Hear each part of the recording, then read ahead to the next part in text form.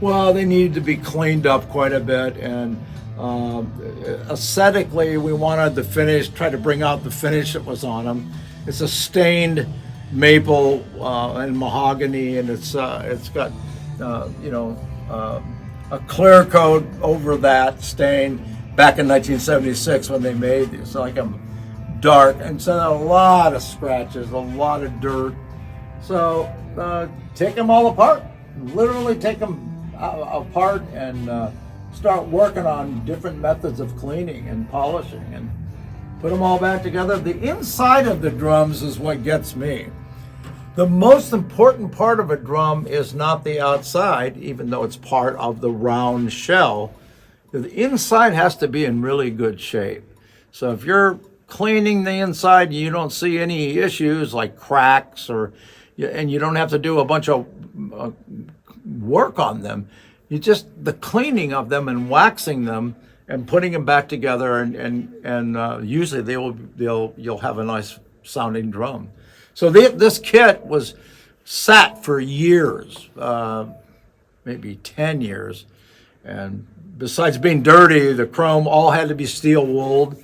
Chrome was really bad shape, but now it glistens. It's like a brand new chrome plating hardware, but it's not. This is many years old, but it cleaned up so nicely. And also the way they used to chrome plate back then, especially in Chicago where Ludwig, Slingerland, and other drums were made.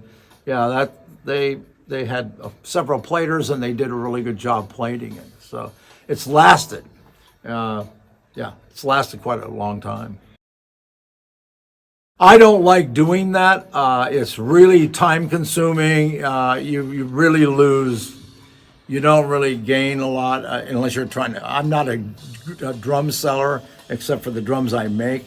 I'm really not fond of doing all the work it takes to strip a drum down to bare wood and then refinish it. So a lot of the drums that come natural, you hope you can get them looking pretty good and not have to refinish them. In this situation here, Mark Gray and I, we don't want ugly looking drums, but we also don't want to spend a fortune on trying to get them to look like they did when they were made. That's just stupid. What's smart is getting them to sound as well as you can, because in the studio, who cares what they look like? They could be painted yellow and orange. Nobody gives a damn. Mm-hmm. What we care about is the actual sound that can be made. If the drum is out of round or it's broken and there's no point in working on it.